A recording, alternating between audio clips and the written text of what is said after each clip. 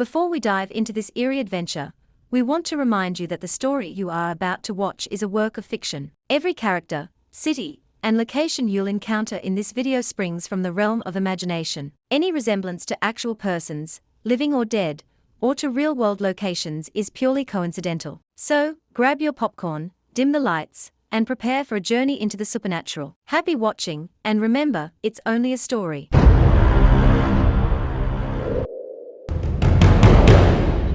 I never fancied myself a storyteller. In my many years as a detective in small-town New Mexico, I dealt with facts, evidence, the concrete details of the world that can be seen and touched. But some cases, they stick with you, demanding to be told even if it's just to the haunting silence of a sleepless night. This is one such story, the unsolved mystery of Tara's disappearance. A story that unfolded right under the bright, unrelenting New Mexico sun, yet remained shrouded in shadows. Tara was like many in our town, a familiar face, though not particularly well known. Her disappearance was the kind of event that ripples through a small community, leaving a lingering sense of unease long after the initial shock has faded. I remember the day she vanished, as clear as if it were yesterday. It was a day much like any other in our sleepy town, where the biggest event was often the arrival of the weekly freight train.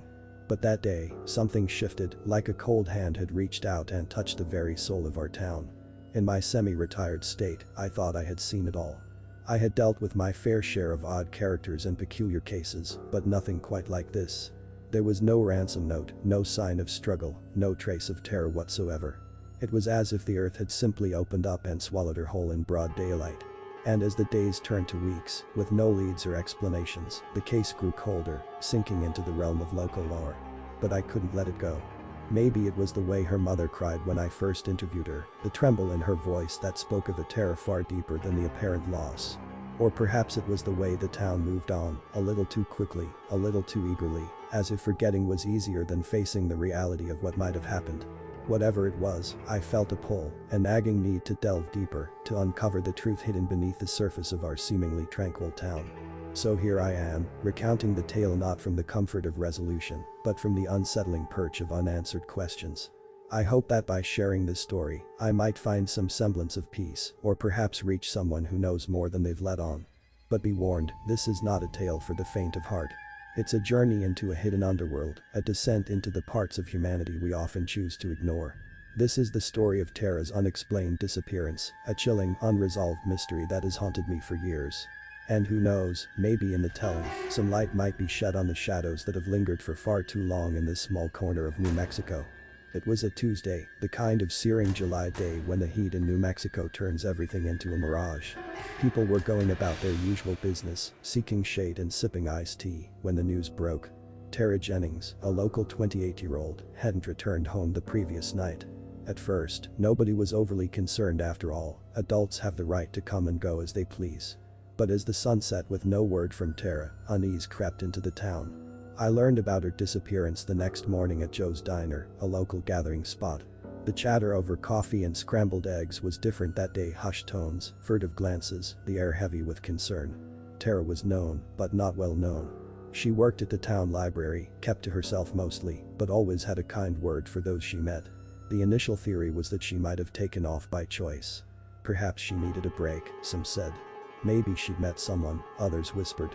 But her mother, Mrs. Jennings, quashed those theories. Tara, she insisted, wouldn't just leave without a word. She was responsible, grounded, and besides, all her belongings were still at home. Her car, a faded blue Chevy, was parked in its usual spot. I visited the Jennings home on the outskirts of town. It was a modest, well-kept place, with a small garden that Tara tended herself.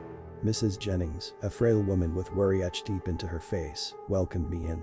She spoke of Tara with a mixture of pride and sorrow, a bright, thoughtful girl who loved books more than anything. Tara's room was untouched, as if she'd step back in at any moment. Her bed was made, her clothes neatly hung, and her favorite book lay open on the bedside table. The local police, led by Sheriff Collins, a man I'd worked with for years, started a thorough search. They combed the nearby woods, dredged a small lake on the edge of town, and even brought in dogs. But there was nothing. No sign of Tara, no clues to her whereabouts. The town began to buzz with theories: foul play, a secret lover, a sudden amnesia. But they were just that, theories. The tangible evidence was painfully lacking. As the investigation continued with no leads, I felt a gnawing sense of responsibility. I'd known Tara in passing, seen her grow from a shy child into a quiet, reserved young woman. Maybe it was the detective in me, or perhaps a sense of duty to the town I'd served for so long, but I couldn't let it go. I started my own inquiries, talking to her friends, her colleagues, anyone who might have seen or heard something. But what struck me most was not what people said, but what they didn't say. There were hesitations, sidelong glances, and quickly changed subjects. It was as if everyone had something to hide, or perhaps, something they were afraid to face. As the summer wore on, the case of Tara Jennings became a ghost story, a chilling tale told in hushed tones. But for me, it was a mystery that begged to be solved, a puzzle that was missing too many pieces. And so, my descent into the hidden underworld of our small town began.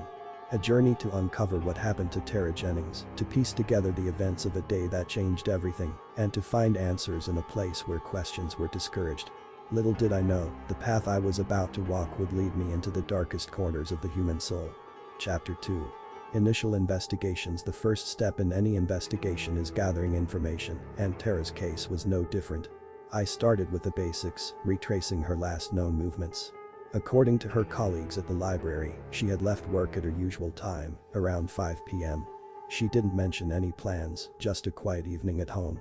That was the last confirmed sighting of Tara. I decided to pay a visit to the library. It was a small, quaint building, the kind that served as much as a community center as a place to borrow books. The staff knew me, greeted me with a mixture of respect and curiosity. I asked about Tara, about her behavior in the days leading up to her disappearance. They all said the same thing: she was her usual self, quiet but friendly, focused on her work. Nothing out of the ordinary. But as I dug deeper, inconsistencies began to emerge. A few mentioned she seemed distracted the week she vanished, lost in thought more often than not. One colleague hesitantly suggested that Tara might have been worried about something, or someone. When pressed, she couldn't elaborate. It was just a feeling, she said. Next, I visited the places Tara frequented. The small grocery store, the diner where she occasionally had lunch, the park where she often read during her breaks. People remembered seeing her, but nothing that suggested anything amiss.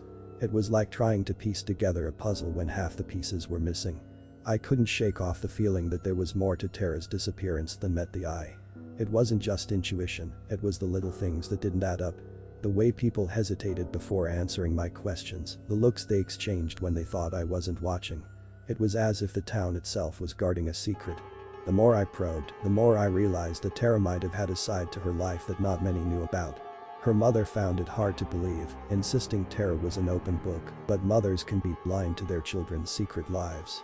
I needed to explore every avenue, no matter how improbable it seemed. My next stop was Tara's social life, or the lack thereof. She wasn't known to date much, and her social media presence was minimal. It was like she was there, but not really there, a shadow flitting on the edge of the town's consciousness. But in a small town, even shadows have stories, and I was determined to uncover Tara's. I started visiting the local bars and cafes in the evenings, places where the younger crowd hung out, away from the prying eyes of their parents. I asked casual questions, showed Tara's picture around. Most drew a blank, but a few recalled seeing her with a man they didn't recognize, a newcomer to town, someone who didn't fit the usual mold. This was my first real lead. A stranger in a small town always makes waves, but somehow, this man had stayed under the radar. No one knew his name, where he came from, or what his business was in town. But they remembered his presence, a shadowy figure on the periphery of Tara's life. I reported my findings to Sheriff Collins. He was skeptical, but agreed to dig deeper. The local police force was small, and resources were limited, but Tara's case had struck a nerve in the community. We decided to expand the search, to start looking for this mysterious stranger who might hold the key to Tara's disappearance. But as I lay in bed that night, I couldn't shake off a growing sense of unease. There were too many questions, too many secrets. And beneath it all, a creeping suspicion that Tara's disappearance was just the tip of an iceberg, a gateway into a hidden, twisted underworld that lay beneath the surface of our small town life. The pursuit of Tara's mystery was like walking through a maze, each turn revealing a new, unexpected path. My next step was to dive deeper into her life, to understand the hidden facets that might provide clues. I began by revisiting her family, spending more time with Mrs. Jennings. Her home was a shrine to Tara, filled with photographs and mementos of happier times. During one of our conversations, Mrs. Jennings mentioned, almost as an afterthought, that Tara had been spending a lot of time in the old Henderson barn on the outskirts of town. It struck me as odd the barn was a relic, a remnant of a more prosperous time for the Henderson family, now mostly used for storage. What could have drawn Tara to such a place? I decided to visit the barn. It was a large, dilapidated structure, its wood weathered and gray. Inside, it was like stepping into the past. Dusty farm equipment, old furniture, and boxes filled with forgotten items. As I explored, I noticed something out of place, a newer padlock on one of the side doors. It was subtle, but to a trained eye, it screamed of something hidden. After some effort, I managed to open the lock. The room beyond was starkly different from the rest of the barn. It was set up like a studio: canvases, paint supplies, and half-finished works. Tara's secret haven, it seemed. Among the paintings, I found one that was different. It was darker, more tumultuous, depicting a storm over the town, with shadowy figures lurking in the background. It was unsettling, a stark contrast to her other, more serene works. This discovery led me to probe further into Tara's personal life. I talked to her friends again, this time with more pointed questions. Reluctantly, they began to open up. Tara, they said, had been changing before she disappeared. She became more secretive, often lost in thought. She spoke of making a difference, of bringing some hidden truth to light. These revelations painted a picture of a woman on a mission, but what that mission was remained unclear. I needed more pieces to this puzzle. I decided to delve into the town's history, to see if it held any keys to understanding Tara's mindset. What I found was a town with a past darker than its present. There were stories of corruption, of powerful families like the Hendersons controlling the town's fate, of secrets buried deep in the town's foundations. One name that kept surfacing was John Henderson, the patriarch of the Henderson family. He was a reclusive figure, rarely seen in public, but his influence was felt throughout the town. Rumors swirled around him. Some said he was involved in shady dealings, others whispered about a tragic past that had turned him into a hermit. I knew I had to speak with John Henderson. It wasn't going to be easy. The Hendersons were known for their distrust of outsiders, especially someone asking uncomfortable questions. But I felt that he held a piece of this puzzle, a clue to the secret world Tara had stumbled into. As I prepared for this daunting encounter, I couldn't shake off the feeling that I was being watched. It was a sensation that crept up on me slowly, the prickling on the back of my neck, the fleeting shadows just beyond my field of vision. It was as if the town itself was aware of my probing and didn't like it. But I couldn't stop now. Tara's story was no longer just a case to be solved. It was a journey into the heart of darkness, a descent into a hidden underworld that I was only beginning to understand. And I had a feeling that what lay ahead would change everything I thought I knew about this small town. My next move was to confront John Henderson. The Henderson estate loomed on the outskirts of town, a sprawling property isolated by acres of barren land. It was a fortress of solitude, much like the man himself. I had arranged a meeting through a mutual acquaintance, a rare opportunity given Henderson's reclusive nature. As I drove up the long, winding driveway, I couldn't help but feel like I was entering the lion's den. The Henderson family had long been a subject of speculation and rumor in town. Their wealth and influence were undeniable, but so were the whispers of darker dealings. John Henderson received me in his study, a room lined with books and artifacts, a testament to the family's long history. He was an imposing figure, his presence dominating the room. His eyes, sharp and calculating, seemed to weigh me with every word I spoke. I asked him about Tara. At first, he feigned ignorance, but as I pressed on, his facade began to crack. He knew Tara, he admitted, but only in passing. She had come to him with questions about the town's history, about his family. Questions he deemed naive and idealistic. But there was more. Henderson hinted at a hidden side to the town, a network that operated in the shadows. He was vague, speaking in riddles, but the implication was clear. Tara had stumbled upon something she shouldn't have. Something dangerous. As I left the estate, my mind was racing. Tara's interest in the town's history, her secretive behavior, her artwork, it all pointed to her discovering a hidden truth. A truth that someone wanted to keep buried. The realization that Tara's disappearance might be linked to the town's dark underbelly sent chills down my spine. I began to look at the town and its inhabitants with new eyes. Everyone was a suspect, every friendly smile a potential mask for something sinister. I intensified my investigation, diving into the town's archives, speaking to old-timers who remembered the days when the Hendersons' word was law. Stories of land disputes, silenced dissent, and unexplained disappearances began to emerge. It painted a picture of a town controlled by a few powerful figures, a town where secrets were the real currency of power. As I pieced together the town's shadowy past, I couldn't shake the feeling that I was being followed. I would catch glimpses of figures in my peripheral vision, only to turn and find nothing. My home, once a sanctuary, now felt like a trap. I started taking different routes to and from my destinations, always watching over my shoulder. The deeper I dug, the more I realized that Tara's disappearance was just one thread in a complex tapestry of deception and power. And the more I uncovered, the more dangerous my quest for the truth became. One night, as I was poring over old newspaper clippings in my study, I heard a noise outside. Peering through the window, I saw a figure quickly retreating into the shadows. It was a clear message I was getting too close. But instead of deterring me, it only fueled my determination. I knew I was on the right path, a path that led into the heart of the town's hidden underworld.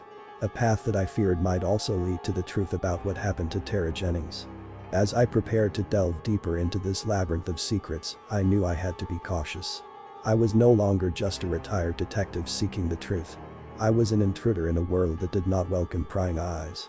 A world that would go to great lengths to protect its secrets. The warning outside my window was a stark reminder of the risks involved in uncovering Tara's story. Despite the danger, I pressed on, driven by a need to find answers. The next piece of the puzzle came unexpectedly from an old friend, Mike, who worked at the local radio station. Mike had always had his ear to the ground. Over a coffee, he mentioned something that hadn't come up in my investigation. A few weeks before Tara disappeared, there was an unusual amount of radio chatter about land deals and investments involving some prominent town figures, including the Hendersons. The conversations were cryptic, but the urgency in their tone was clear. This information led me to explore the town's recent development projects. I found a series of proposed plans involving large swathes of land, some of which were fiercely opposed by local environmental groups. Tara had been an active member of one such group. Was it possible that her disappearance was connected to these land disputes? Digging deeper, I uncovered a network of financial ties linking the proposed developments to a shell company. The trail was convoluted, designed to obfuscate, but one name kept surfacing in various forms: Henderson. Armed with this information, I revisited some of Tara's friends and acquaintances. This time, I approached them with more specific questions. Slowly, a picture began to form of Tara's last few weeks. She had been more agitated than usual, worried about something big, something that could change everything, as one friend put it. It became increasingly clear that Tara had discovered something significant, something that threatened powerful interests in town. But what exactly was it? And how did it lead to her disappearance? The feeling of being watched intensified during this time. I started noticing cars that seemed to be following me, unfamiliar faces in places I frequented. My phone rang at odd hours, silent when I answered. The message was clear: back off. But I couldn't. I was too invested, both professionally and personally. Tara's disappearance had become more than a case to me. It was a mission, a quest for justice in a town where justice seemed a flexible concept. I decided to take a more covert approach. I reached out to contacts from my days on the force, people who could dig deeper without attracting attention. What they found was disturbing: a web of corruption involving local officials, hidden financial transactions, and veiled threats to anyone who opposed the town's progress. Tara, it seemed, had been caught in this web. Her environmental activism, coupled with her discovery of the town's dirty secrets, had made her a target. But who exactly was behind her disappearance? The Hendersons? Corrupt officials? Or someone else operating in the shadows? My investigation took a dark turn one evening when I received an anonymous package. Inside were documents, some of which were clearly confidential, detailing plans for a massive development project that would destroy large parts of the local environment. There were also emails, subtly threatening those who stood in the way of progress. Among the documents was a photo, one that sent a chill down my spine. It was of Tara, talking animatedly with a man I didn't recognize. The photo was taken from a distance, a moment captured without their knowledge. The man's face was partly obscured, but there was a sense of familiarity about him that I couldn't place. The pieces of the puzzle were slowly coming together, but the picture they formed was one of vast and insidious corruption. Tara had unwittingly walked into a minefield. And now, it seemed, so had I. As I sat in my study, surrounded by papers and unanswered questions, I realized that this case was bigger than me, bigger than Tara. It was about the soul of the town, about the forces that shaped our lives in ways we barely understood. And somewhere, in the midst of all this, was the key to Tara's fate. A key I was determined to find, no matter the cost. The photograph of Tara with a mysterious man became the new focus of my investigation. I needed to find out who he was and what role he played in this complex web. The sense of danger was palpable, but so was my resolve to unearth the truth. In an effort to identify the man, I showed the photo to various townspeople. Most shrugged it off, but at the local coffee shop, a barista's eyes lingered on the image a moment too long. Under the guise of casual conversation, she revealed that the man was a recent arrival in town, known to a few as Dan. He kept to himself, but there were rumors he had been seen meeting with some of the town's influential figures, including John Henderson. With a name and a connection, I started digging into Dan's background. It wasn't easy, he had covered his tracks well. But eventually, I discovered that Dan was a consultant, a fixer of sorts for those with enough money to afford discretion. His specialty was resolving issues that could impede lucrative projects. The realization hit me hard. Tara had likely confronted Dan about the development project, maybe threatened to expose it. Had she gotten too close to the truth, making her a liability? This revelation added a new layer of complexity to the case. It wasn't just local politics and environmental activism, it was bigger, involving players who operated in the shadows, manipulating events for profit. As the pieces of the puzzle slowly fell into place, the danger I faced became more apparent. I found my home broken into one evening. Nothing was stolen, but the message was clear: I was under surveillance. Despite the threats, I pressed on. I revisited Tara's paintings in the old Henderson barn, searching for clues. Her artwork, once an escape, now seemed like a coded diary of her fears and discoveries. The stormy painting, in particular, haunted me, its chaos and dark figures, perhaps a metaphor for the turmoil Tara had uncovered. One evening, as I was leaving the barn, I encountered a shadowy figure. He didn't threaten me, instead, he offered a warning: some stones are best left unturned. The veiled threat, coupled with his knowledge of my investigation, suggested he was linked to Tara's disappearance. This encounter left me rattled, but it also steeled my resolve. Tara had stumbled upon something dangerous, something that some people would go to great lengths to keep hidden. And now, I too was entangled in this dangerous game. I realized that to understand the full scope of what Tara had discovered, I needed to approach this from a different angle. I started looking into recent activities and financial transactions of the town's key players. The paper trail was complex, but it all pointed to one thing: the upcoming development project was more than just a land deal. It was part of a larger scheme, one that promised huge profits for those involved. The more I uncovered, the clearer it became that Tara's disappearance was not just about silencing an environmental activist, it was about removing an obstacle to a much larger and more sinister plan. My investigation took on a new urgency. I started receiving anonymous tips, some pointing to clandestine meetings, others to hidden documents that could expose the entire scheme. Each clue was a gamble, a potential trap, but I couldn't turn back. Then, one night, I received a tip about a secret meeting at an old warehouse on the outskirts of town. It was risky, but it was the best lead I had. As I parked my car a safe distance away and made my way to the warehouse, I felt like I was walking into the lion's den. Peering through a cracked window, I saw them: Dan, several town officials, and to my shock, John Henderson. Their conversation was hushed, but the urgency in their voices was clear. They were planning something big, something that would change the town forever. As I listened, I realized that this was the culmination of everything Tara had discovered, the heart of the darkness she had stumbled into. And now, I was the only one who could bring it to light. But as I turned to leave, a chilling realization dawned on me: I wasn't the only one outside the warehouse. In the shadows, watching me, was the same figure who had warned me in the barn. His presence confirmed my worst fears: the conspiracy was deeper and more dangerous than I had imagined. And I was now a target. The chilling realization that I was being watched, even as I spied on the secret meeting, sent a wave of dread through me. It was a stark reminder of the stakes involved in this investigation. The figure in the shadows, whoever he was, represented the eyes of the conspiracy I was trying to unravel. I made my way back to my car, constantly looking over my shoulder, feeling the weight of unseen eyes on me. Back home, my mind raced with the implications of what I had witnessed. The network I had uncovered was more extensive and entrenched than I had imagined. It wasn't just about a development project, it was about control and power. And Tara had been caught in the middle of it. As I delved deeper into the case, I began to draw parallels with a case from early in my career. It was a similar story of power and corruption in a small town, where those who dared to speak out were silenced. The echoes of the past served as a grim reminder that history was repeating itself. This realization led me to revisit some of the older residents of the town, those who had lived through the previous era of the Henderson family's dominance. They spoke in hushed tones, fear still present in their eyes after all these years.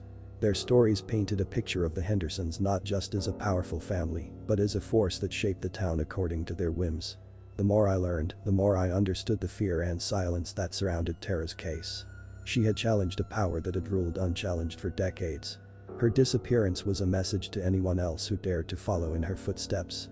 I also couldn't shake off the feeling that my actions were being monitored. My phone calls were often interrupted by strange clicks, my emails seemed to take longer to send, and I noticed cars that seemed to appear wherever I went. It was clear that I was under surveillance. Despite the risk, I continued to dig deeper. I needed concrete evidence, something that could expose the conspiracy and bring those responsible to justice.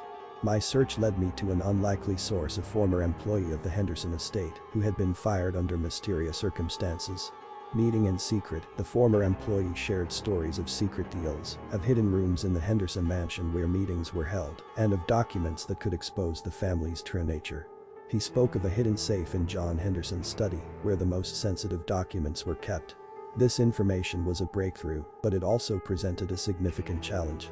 Breaking into the Henderson estate was a risk that could cost me everything, but the potential reward was the truth about Tara's disappearance and the corruption that plagued the town. As I prepared for what could be the most dangerous part of my investigation, I couldn't help but feel a sense of inevitability. I had started this journey seeking answers for Tara's disappearance, but now I was fighting for the soul of the town itself. I knew that the path ahead would be fraught with danger, but I also knew that turning back was no longer an option. I was too deeply involved, and the shadows of the past were too dark to be ignored. The echoes of the past had led me here, and now I had to see it through, no matter the cost.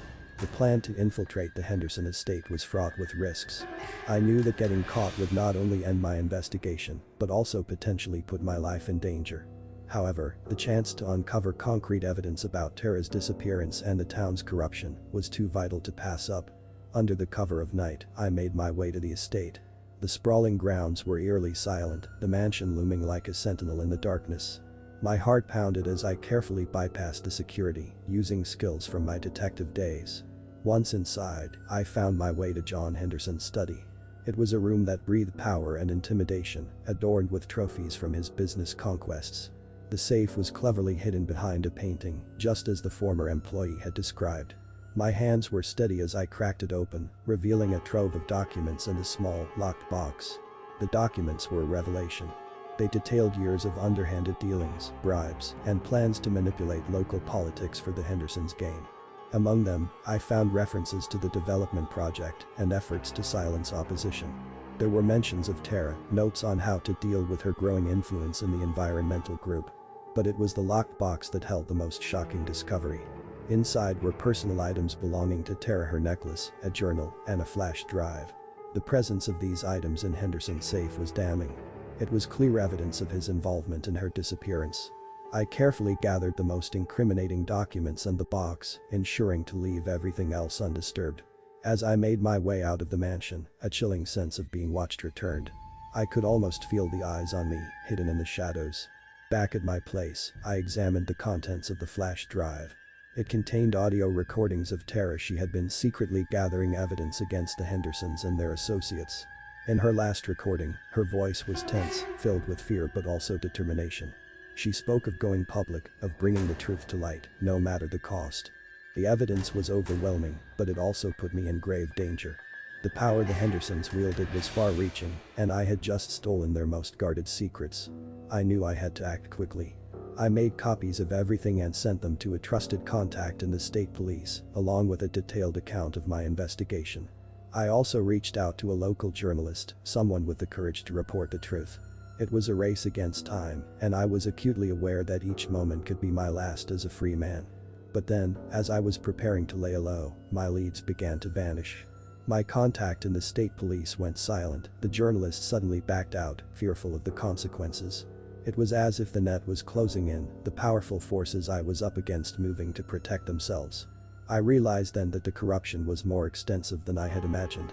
It wasn't just the Hendersons, it was a system, a network of power that protected its own.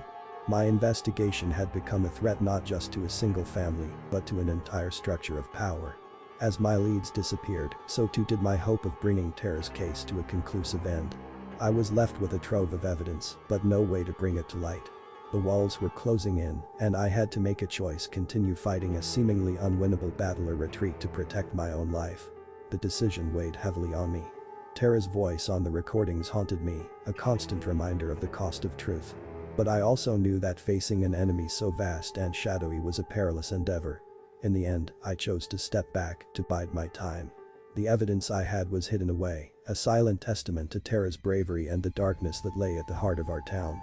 As I reflect on that decision, I am filled with a mix of regret and resignation. I had come so close to exposing the truth, yet it remained just out of reach. The leads had vanished, but the quest for justice for Tara Jennings remained, a flickering flame in the overwhelming darkness. In the wake of my decision to step back, the town of New Mexico returned to its deceptive tranquility. But beneath the surface, the shadows had deepened, the suspicions grown. I found myself in a peculiar position, holding explosive truths with nowhere to turn. The evidence I had was dynamite, but the fuse was missing. My contact in the state police remained unreachable, and the journalist had gone silent.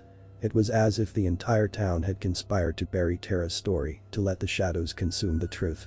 Despite my retreat, I couldn't shake the feeling of being watched. Cars lingered a bit too long near my house, unfamiliar faces appeared in crowds, and phone calls were met with ominous silence. The sense of paranoia was stifling, but it also served as a constant reminder of the stakes involved.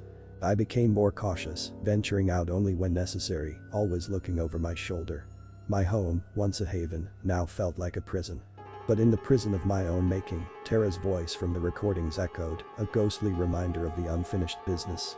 I began to see conspiracies in every corner. Old friends seemed to regard me with suspicion, and casual conversations felt loaded with hidden meanings. The town had changed, or perhaps it was I who had changed, my eyes opened to the realities that lurked beneath its surface. My isolation grew, not just physically, but emotionally. Friends I had known for years became distant, wary of being associated with someone who had challenged the town's power structure.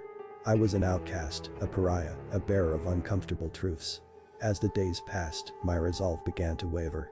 What was the point of holding on to the truth if it could never be revealed? What was justice worth if it came at the cost of everything I held dear? But just when I was close to giving up, a glimmer of hope emerged. A new face in town, a young reporter fresh out of journalism school, approached me. She had heard rumors, whispers of the investigation I had been conducting. She was eager, fearless, and, most importantly, unburdened by the town's history. We met in secret, and I shared the story with her: the land deals, the corruption, the ties to Tara's disappearance. Her eyes widened with each revelation, a mix of horror and excitement. She was willing to take the risk, to bring the story to light. But I warned her of the dangers, of the forces that would go to great lengths to keep the story buried. She listened, undeterred, her determination a mirror of Tara's. In her, I saw a chance to reignite the fight, to finally bring justice for Tara Jennings. The shadows and suspicions that had enveloped my life were now part of hers. Together, we began to plan how to reveal the truth to the world. It was a risky endeavor, one that would expose us to the full wrath of the town's power brokers. But the flame of justice, once lit, is hard to extinguish. The young reporter's courage rekindled my own, and together we embarked on a journey to illuminate the shadows, to untangle the web of lies and deceit. The path ahead was fraught with peril, but the burden of truth was no longer mine alone to bear. In the face of shadows and suspicions, we stood together, ready to shine a light on the darkness that had consumed Tara Jennings and threatened to consume us all. Working with a young reporter, whose name was Emily, breathed new life into my investigation. She was a force of nature, her determination and fearlessness reminding me of why I had started this journey. We worked tirelessly, piecing together the evidence, preparing to expose the town's underbelly.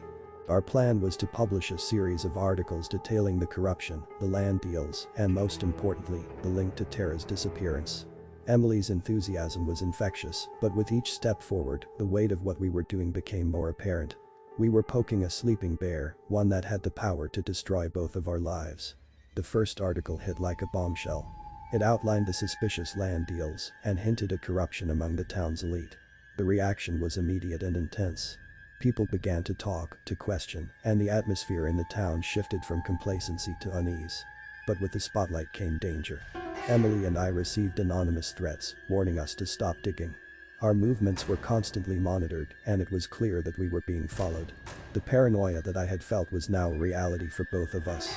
Despite the threats, we pressed on.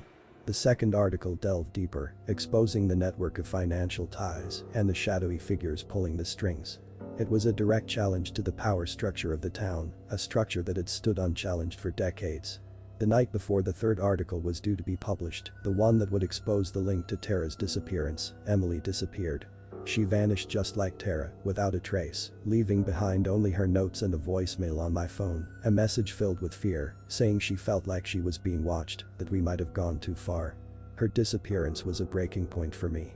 The parallels to Tara's case were undeniable, and the guilt was overwhelming. Had my quest for truth put another innocent life in danger? I was tormented by the thought that my actions had led to Emily's disappearance. The police were of little help. They treated Emily's disappearance as a runaway case, despite my insistence that it was linked to our investigation. It was clear that the same forces that had silenced Tara were at work again. I was at a crossroads, torn between the need to find Emily and the need to continue what we had started. The evidence we had was explosive, capable of bringing down some of the most powerful figures in town. But without Emily, the fight seemed futile. I decided to publish the third article myself, revealing everything: the corruption, the land deals, and Tara's disappearance. It was a desperate move, a final attempt to bring the truth to light. The article caused an uproar. The town was divided, with some calling for justice and others condemning us for stirring up trouble. But amidst the chaos, there was no sign of Emily, no clue to her whereabouts. The weight of the situation was crushing. I had set out to uncover the truth, but in doing so, I had lost two brave women to the shadows. The fight for justice had become a personal battle, one that I was no longer sure I could win. The breaking point had come and gone, leaving me in a limbo of guilt and determination.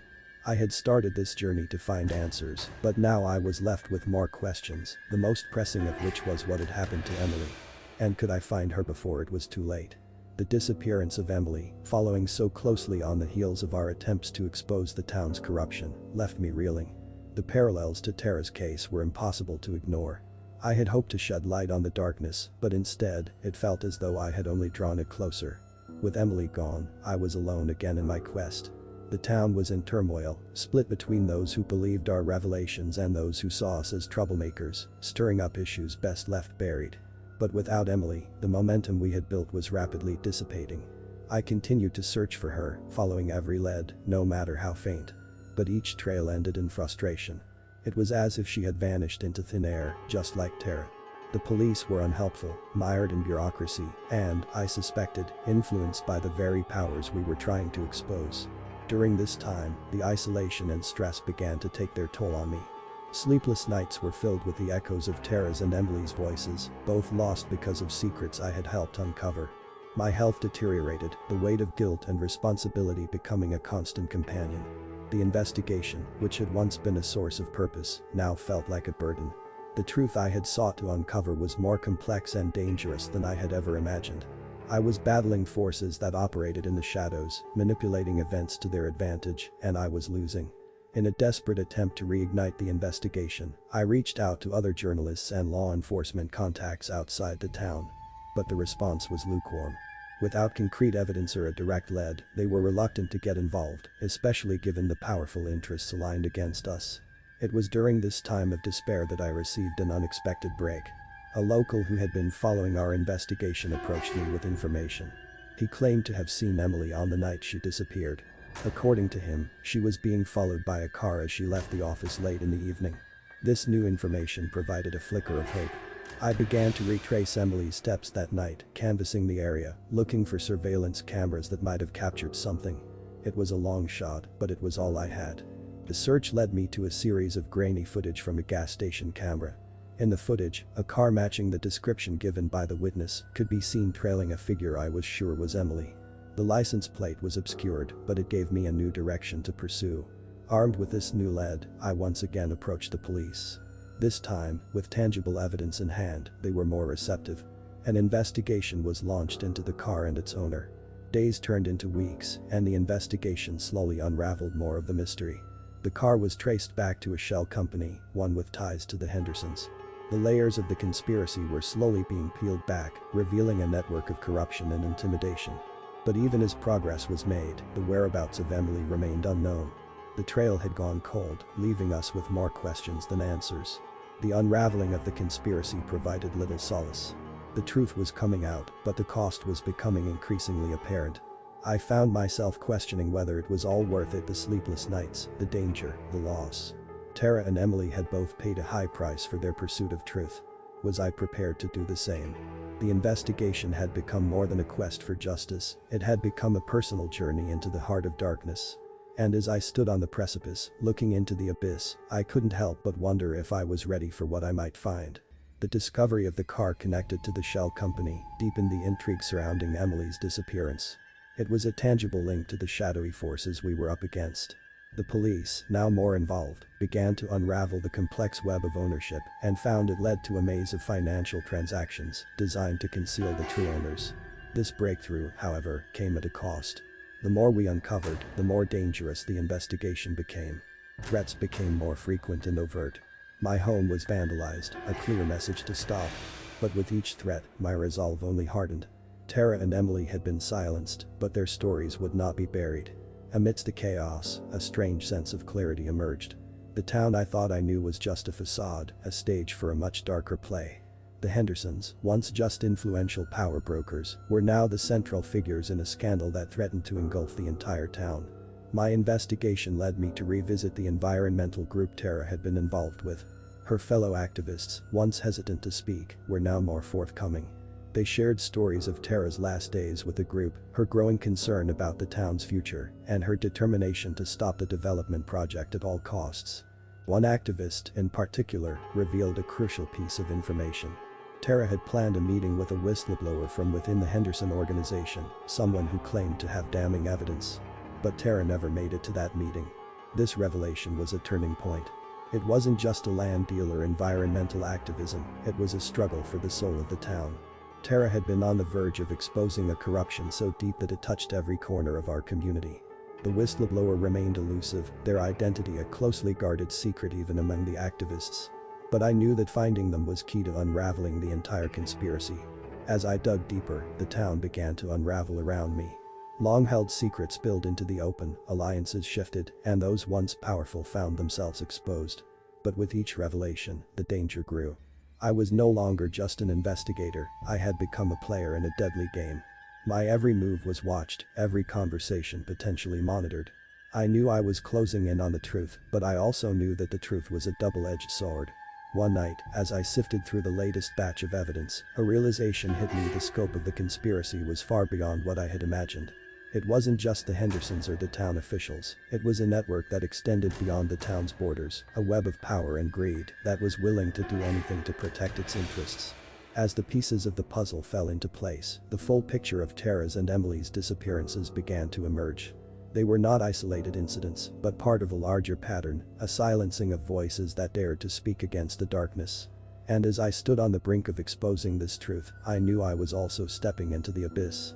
The abyss of power and corruption, of hidden dangers and unseen enemies. But there was no turning back. Tara and Emily's voices echoed in my mind, a constant reminder of the cost of silence. I prepared myself for the final act, knowing that it could be my last. The abyss awaited, and I was ready to face whatever lay within. The realization of the vastness of the conspiracy was overwhelming, but I knew I had to confront it head-on. I decided to take a bold step to confront John Henderson directly. It was a dangerous move, but I felt it was the only way to get some answers. I went to the Henderson estate unannounced. The guards at the gate were surprised to see me, but allowed me in after a tense standoff. As I walked up to the mansion, the enormity of what I was doing hit me. I was about to face one of the most powerful men in town, armed only with the truth. John Henderson greeted me in his study, the same room where I had found the evidence weeks ago. His demeanor was calm, but there was a sharpness in his eyes that betrayed his awareness of the gravity of our meeting. I confronted him with everything I had discovered: the land deals, the shell company, the connections to Tara's and Emily's disappearances. At first, he tried to dismiss it all as conspiracy theories, but as I laid out the evidence, his facade began to crack. He admitted to the land deals and the development project, but vehemently denied any involvement in Tara's and Emily's disappearances. However, his explanations were unconvincing, his justifications weak. It was clear that he was deeply involved, even if he wasn't directly responsible for what happened to them. The confrontation was tense, and I realized that I was playing a dangerous game.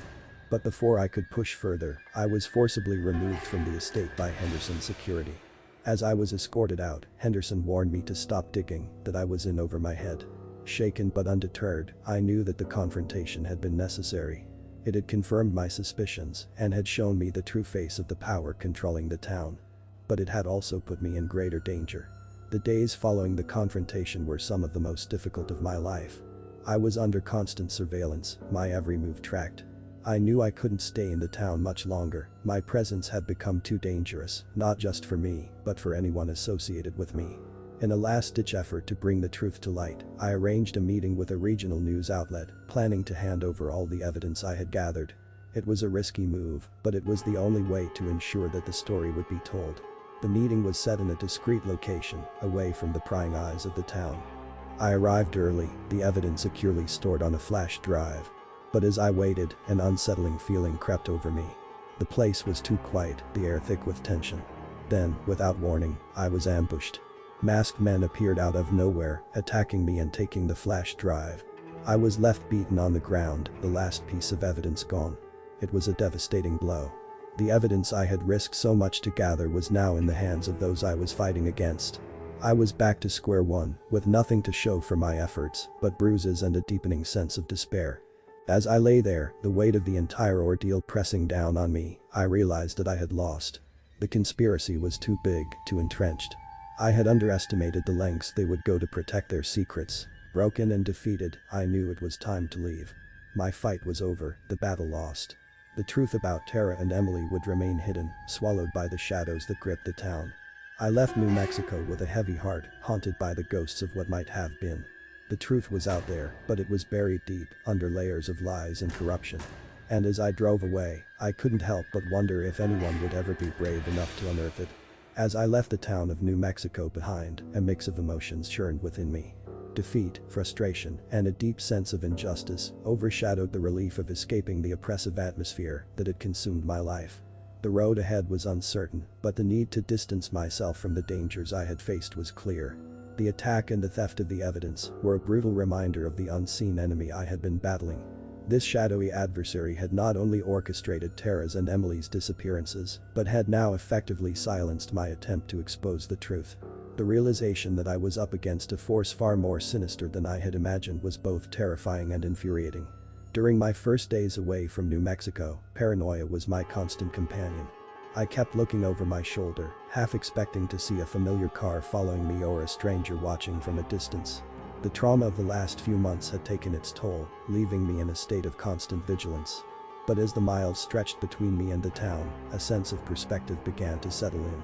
My failure to bring the truth to light was not just a personal defeat, it was indicative of the pervasive power and reach of the corruption I had tried to fight. It was a system that protected itself at all costs, crushing anyone who dared to challenge it. I found solace in solitude, spending time in remote areas where the scars of my recent battles could begin to heal. But even in solitude, the faces of Tara and Emily haunted me. Their stories were unfinished chapters, their fates a painful reminder of the cost of challenging the status quo. In quieter moments, I reflected on the investigation, replaying each step, analyzing what I could have done differently. But each time, I arrived at the same conclusion. The enemy I had been fighting was always several steps ahead, operating in the shadows where conventional tactics were futile. The feeling of being an outcast lingered. I had left behind not just a town but a life, a career, and friends. Starting over was daunting, especially with the burden of knowing that the darkness I had tried to fight still loomed large over New Mexico. The experience had changed me fundamentally. I had come face to face with a level of corruption and evil that I had never imagined existed in our midst. It was a sobering realization that sometimes, the monsters we hear about in stories are real, and they walk among us, hidden in plain sight. Despite the overwhelming odds, a part of me yearned to continue the fight, to seek justice for Tara and Emily. But I also knew that to do so would be to put myself back in the crosshairs of a powerful enemy, one that had already demonstrated its ruthlessness. As I traveled, the distance gave me clarity, but it also deepened the sense of unresolved injustice. The story of Tara's and Emily's disappearances and my subsequent investigation had no neat conclusion, no sense of closure. It was a narrative punctuated by questions that might never be answered. In the end, I realized that my battle was not just against a corrupt network in a small town, but against an unseen enemy that thrived in the darkness of ignorance and fear. It was a battle that required more than just one determined detective. It needed a collective awakening, a societal refusal to turn a blind eye to the evils that lurk in our midst. As I settled into a new life, far from New Mexico, the lessons I learned stayed with me. The fight for truth and justice was far from over, but it was a fight that needed to be approached differently, with a broader perspective and a recognition of the true nature of the enemy we face. Settling into a new life away from New Mexico was a process filled with introspection and a deep sense of incompleteness. The echoes of the past followed me, a constant reminder of the unresolved mysteries and the bitter truth of my failure to bring them to light. The bitter truth was that my fight against the corruption in New Mexico had been a quixotic endeavor. The power structure I had challenged was deeply entrenched, its roots spreading far and wide, beyond the small town's borders. In my solitude, I pondered the broader implications of what I had uncovered and the futility of my lone efforts against such a formidable foe. This period of my life was marked by a profound disillusionment. I had always believed in justice, in the power of the truth to effect change. But my experience in New Mexico had shattered these beliefs. I had come face to face with a reality where truth was a commodity, easily manipulated and suppressed by those in power. Despite the distance and time, the fates of Tara and Emily continued to haunt me. They had become symbols of the many who dared to stand against corruption and paid the ultimate price. Their stories were a stark reminder of the vulnerability of truth in a world dominated by hidden agendas and unseen powers. As I rebuilt my life, I found myself withdrawing from the world I once knew. I became a recluse, a shadow of my former self, disillusioned and wary of the corruption that I knew lurked just beneath the surface of society. The zeal and passion that had once driven me had faded, replaced by a cynical resignation. But even in my withdrawal, I couldn't escape the sense of responsibility, the nagging feeling that I had left something unfinished. The fight for truth and justice for Tara and Emily was a battle I had walked away from, but it was not one I could forget. I followed the news from New Mexico, hoping for some development, some break in the case that would bring closure. But the news was always the same. The town continued on as if nothing had happened, its secrets buried deep, its facade of tranquility undisturbed. Occasionally, I would receive anonymous messages, hints that there were others who shared my desire to see justice served. But these were mere whispers in the wind, lacking substance or direction. The conspiracy that had enveloped the town was like a chameleon, always changing, always one step ahead. In this new chapter of my life, I grappled with a harsh reality. The fight against corruption is not a battle of one against many, but a collective struggle that requires the awakening and action of many. My lone efforts, though well-intentioned, were but a drop in the ocean. The bitter truth I had come to accept was that some battles are too vast for one person to fight. The darkness that had enveloped New Mexico was a symptom of a larger malaise, one that permeated many aspects of society. It was a battle that required not just the courage of a few, but the awareness and commitment of the many. As I settled into an uneasy peace with my past, I held on to a faint hope that one day, the truth would emerge, that justice would be served. But I also knew that the path to such an outcome was long and fraught with obstacles. The story of Tara's and Emily's disappearances had ended not with the clarity and resolution I had hoped for, but with the bitter truth that some secrets are too deeply buried, guarded by powers too formidable to confront alone.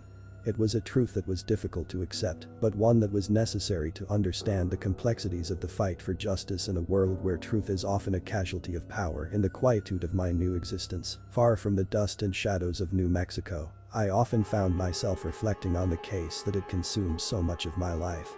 The story of Tara Jennings and Emily, two souls who had vanished in daylight, remained with me, an unresolved melody that refused to fade into silence. The events in New Mexico had not only changed my perception of justice and truth, but it also altered my understanding of courage and sacrifice.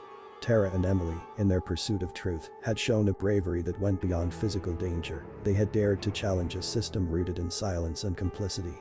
As the months turned to years, my life settled into a new rhythm, one far removed from the adrenaline and urgency of my detective days. Yet, the unfinished business of Tara's and Emily's disappearances continued to be a specter in my life, a constant reminder of the fragility of truth in the face of power.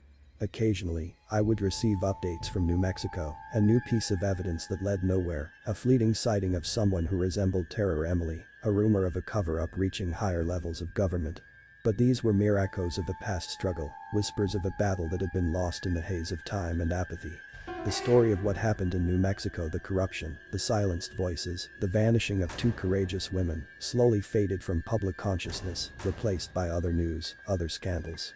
But for me, it remained a defining chapter of my life, a constant source of contemplation and introspection. I often wondered about the impact of our efforts. Had Emily and I, in our quest for the truth, made any difference at all? Or had we merely stirred the waters of a deep and dark pond, only for them to settle back into their still opaque state? In quieter moments, I found myself thinking about the possibility of returning to New Mexico, of reopening the investigation with the wisdom and perspective I had gained. But this thought was quickly overshadowed by the realization of the enormity of the forces we had been up against. The risk of vanishing in daylight, just as Tara and Emily had, was a stark deterrent. As the years passed, the case of Tara Jennings and Emily became a haunting testament to the mysteries that lie hidden in the shadows of our world. It served as a reminder that some secrets are buried so deep that they are meant to stay hidden, forever lurking beneath the surface, unseen but ever present.